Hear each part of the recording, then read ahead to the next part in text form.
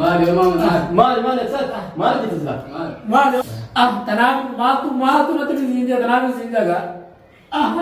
Tanjala ceh, naddo tani tanjala ceh ni agar tajaza tante khalik asi khafaluda ta amali si goran wan sinju hin qabwani ani wan jun qab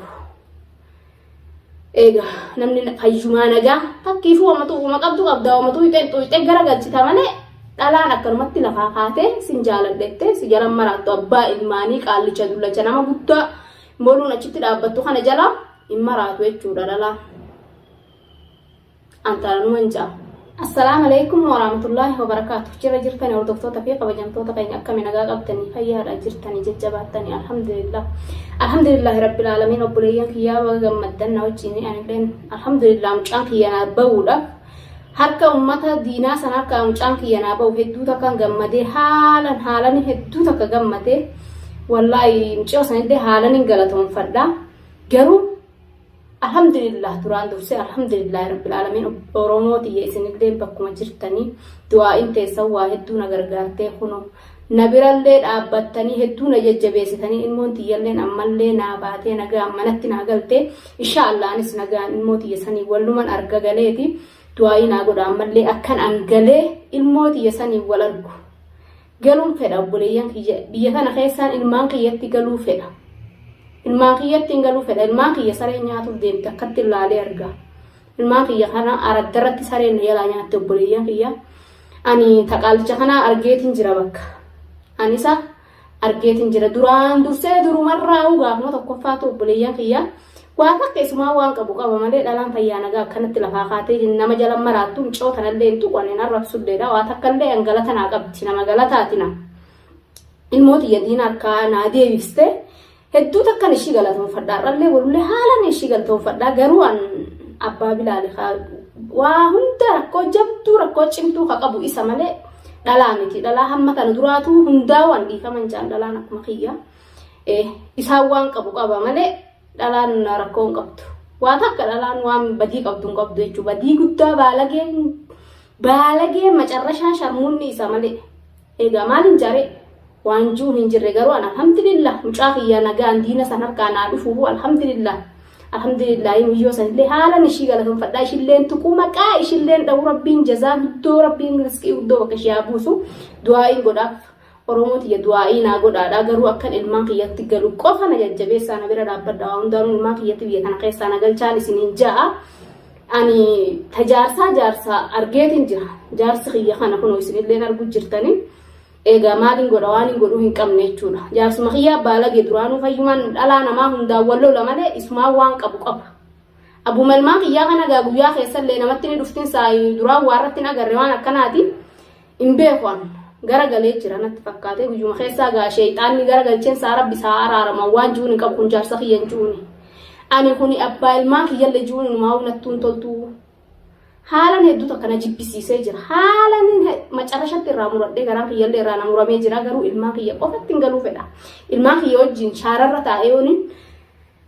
soogidda gurguradheerra naa wayya ilmaan kiyya qoraan itti gurgureen ilmaan kiyya won jiraachiseerra naa wayya garuu qaallichaa danqaramaa akkanaa kana dhoo haaduma inumaa dalagaan isaa nadhuma waan biraatii miti an kana rabbi isaa caccabsu ammallee irra deebi'e gara caccabaa inni gartanii miti waan inni itti jiru rabbiin haqa beeka rabbiin haqa laalu ani waan isaan jiru qabu abaara rabbi biraa qoodan qabu janiini inilleen abaaroo haan kijaawu garuu abaarsa isaa rabbiin duraanuu isumaa waan qabu qaba akkana rabbiin dila kana hundaa'u nama kortii dila kana hundaa'u narraan ga'e namni jaarsa danqaramaa rabbiin abaaramaatti qabees akkanumatti ilaa zalaalan boleeyyan kiyya rabbiilleen jaarsa kanaa kanallee isinitti hin qabini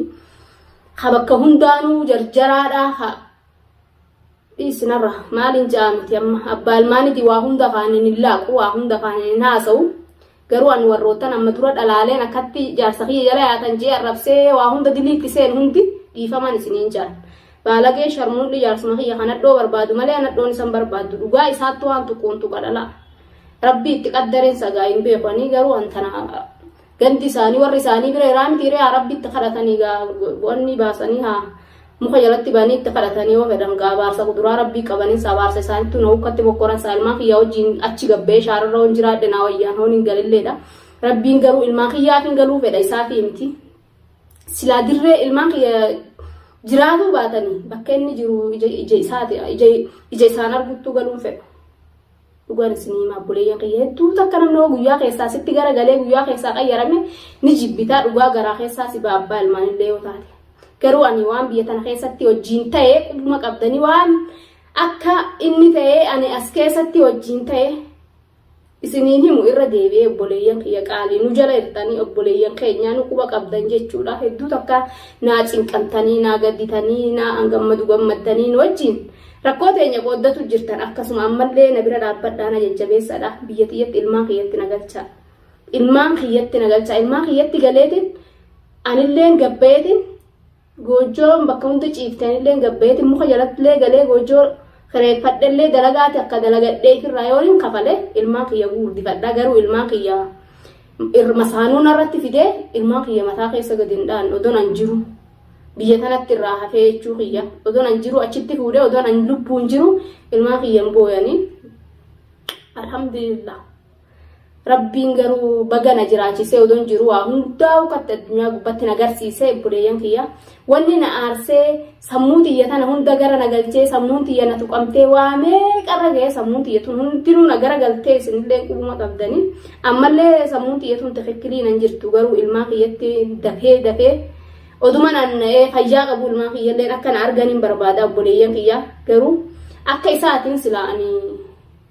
qaatan huuba guuretin ture huuba akkuma agartan sanii qumaamaa guuretin ture ammallee akkasuma inni akkan an biyya tana keessatti shaararratti hafu kanuma dalagaan isaa kana ani abaarsa inni qabu kana rabbiin kanaan na tuqeete daakatti kana hunda akkatti waan dilanarra ga'u kana hunda waan inni qabu waan inni duraan qabu keessan deebi'e ani rabbiin tanaan na tuqini ilmaan kiyyallee akka isa tuqe kanaan rabbiin irraa tuqini rabbiin itti kadhadhaa ilmaan kiyya ilmaan diin ilmaan kabajaadha rabbiin haa godhu rabbiin gurguddisee bakkaan na haa ga'u ilmaan karaa khayrii irratti guddate ilmaan diin rabbiin na haa godhu ani ilmaan abbaa akkanaa kanallee je'ee ilmaan kana jibbuufilleedhaaf garuu ani waa hedduun ilmaan kanarratti ta'ee ilmaan kanarraa murachuu hin danda'u garuu ani isarraa numa muradhaa ilmaan kanarraa murachuu hin danda'u inni akkanumattuu na jibbisiisa karoorri isaa kuni akka yaadni isaa kuni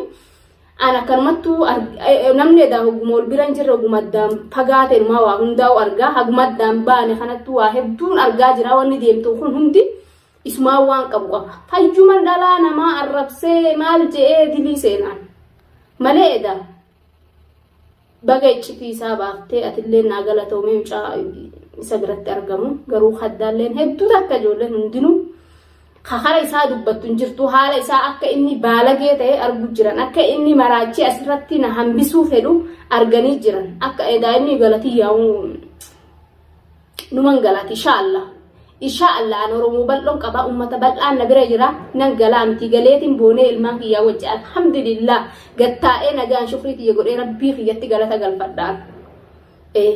ati nadhoo taanii taan adarra intalti tante yeruma geesse karaa keessa dhaabbatti nama guddaadha ijoollee nama 15 ta'arra lafaa kaatee